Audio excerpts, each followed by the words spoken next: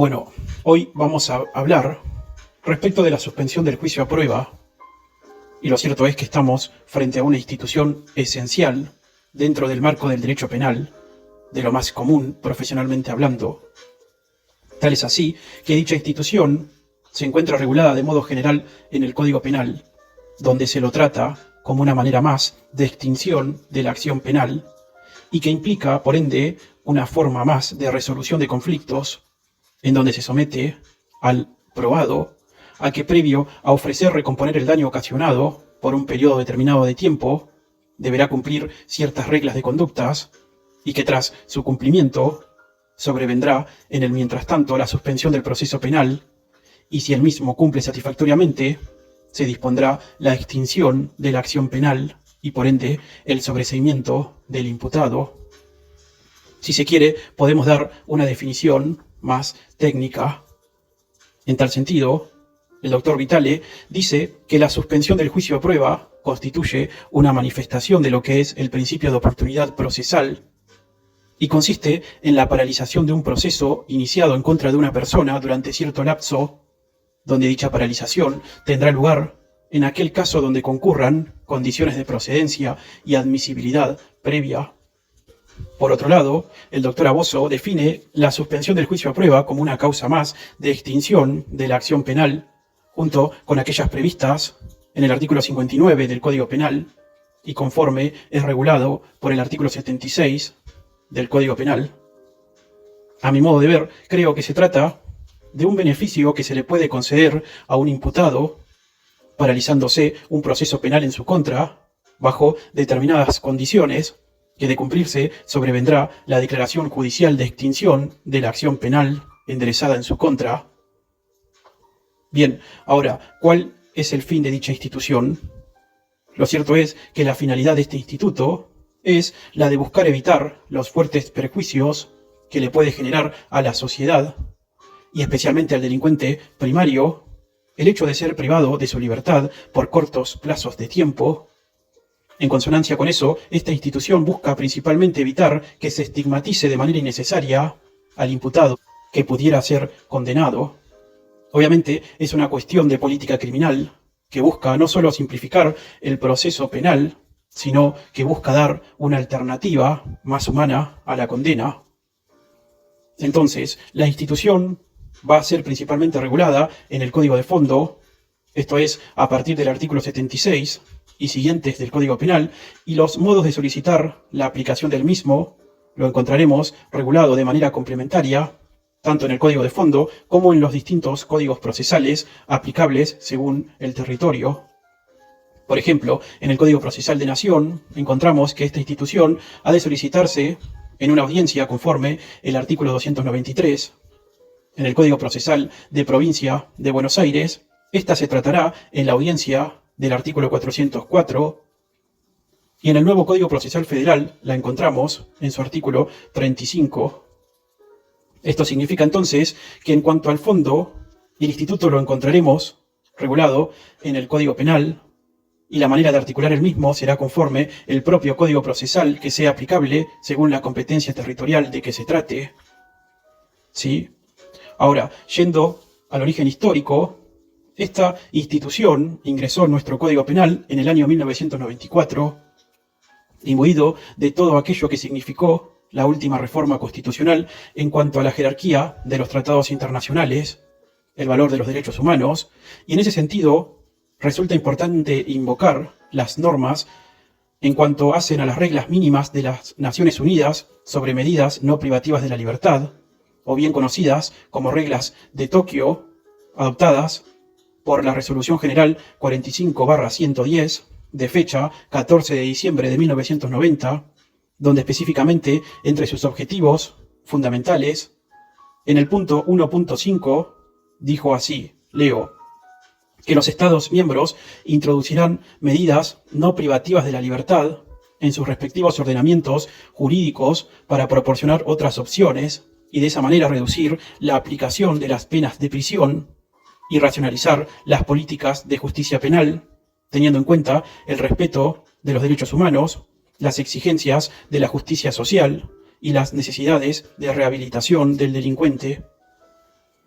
Fue por ello que se dictó en nuestro país la Ley 24.316, sancionada en el año 1994, y que contempló este instituto introduciéndolo en nuestro Código Penal. Algo que, como he dicho, para la época fue todo una novedad. Y este instituto se incorporó en el artículo 76 del Código Penal y, como siempre, algo que debo decir, la técnica del legislador ha sido defectuosa, por lo que debemos rellenarla con la interpretación de los tribunales y de los doctrinarios que ayudan a comprender este instituto. Ahora, yendo a lo que prescribe la ley, en el artículo 76 bis se dice que este instituto es de aplicación básicamente en dos grupos de delitos. El primero, para aquellos delitos cuya pena de prisión máxima sea de hasta 3 años. Y el segundo grupo de delitos a cuales se les puede aplicar también son aquellos delitos cuya pena superan los 3 años de prisión, pero que en el caso concreto podrían ser delitos con pena de ejecución condicional. El primer grupo de delitos al que se le aplica esta institución se encuentra previsto en el párrafo primero y segundo del artículo 76 bis, mientras que el segundo grupo de delitos surgen del fallo Acosta dictado por la Corte Suprema, el cual recomiendo su lectura y conforme el párrafo cuarto del mismo artículo 76 bis del Código Penal. Bien, ya teniendo claro frente a qué delitos se le puede aplicar este instituto, pasemos a ver cuáles son los requisitos para aplicar la suspensión del juicio a prueba. En tal sentido, vale decir que como modo alternativo de resolución de conflictos, se exige ciertos requisitos denominados de procedencia.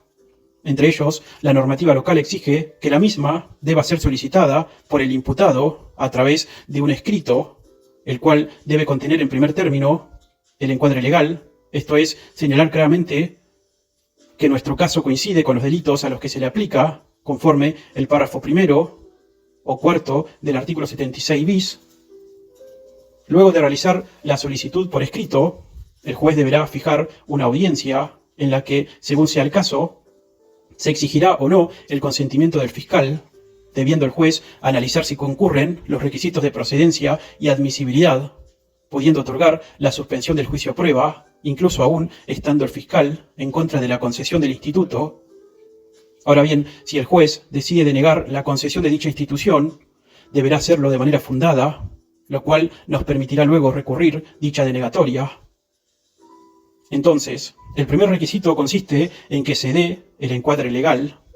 Luego, necesitamos que se den las condiciones personales del imputado. Esto significa que al momento de presentar la solicitud, debemos desarrollar un punto en el que vamos a sobresaltar las condiciones personales del imputado, como ser que no presenta antecedentes condenatorios, que tiene trabajo, que siempre estuvo derecho, que tiene arraigo, que no ha gozado de otras suspensiones de juicio a prueba, o en su caso, que ya han transcurrido 8 años desde que se cumplió la concesión de su primera suspensión de juicio a prueba, que está estudiando, que promete cumplir con las reglas de conducta, etc. Ahora, como tercer requisito, tiene que ver con el ofrecimiento que debe hacer el imputado de reparar económicamente el daño en la medida de lo posible. Sí, es decir, el imputado debe ofrecer reparar de alguna manera el daño y el fiscal, en algunos delitos, puede sugerir que el ofrecimiento de reparación sea más elevado que aquel propuesto. En este sentido, resulta importante tener en cuenta que la ley dice que la reparación del daño debe ser simbólica, esto es, en la medida de lo posible.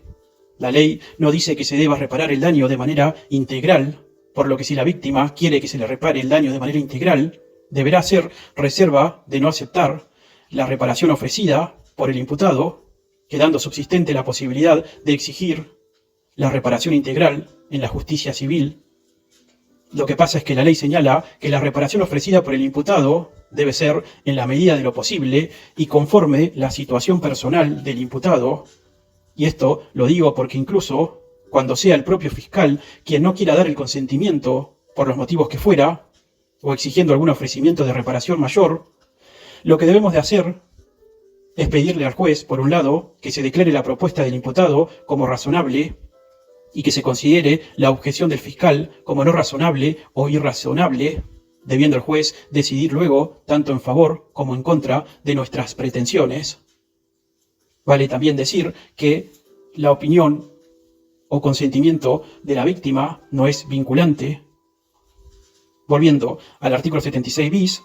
que regula la suspensión del juicio a prueba, la ley dice que en aquellos casos donde el delito que se le imputara tuviera como pena alternativa o complementaria la imposición de multas, el artículo nos dice que el imputado debe pagar por lo menos el mínimo de la multa que correspondiera, por lo que en el caso de que hubiera posibles penas de multa, en conjunto con pena de prisión, se deberá ofrecer en el escrito respectivo pagar el mínimo. Ahora, ¿qué pasa cuando hay secuestro de bienes o decomiso de efectos personales implicados en algún delito? Bueno, por imperativo legal, la norma prevé que deberá abandonarlos en favor del Estado. Por último, la ley prohíbe la aplicación de este instituto cuando hubiera pena de inhabilitación o cuando el sujeto que lo solicitase fuera funcionario público.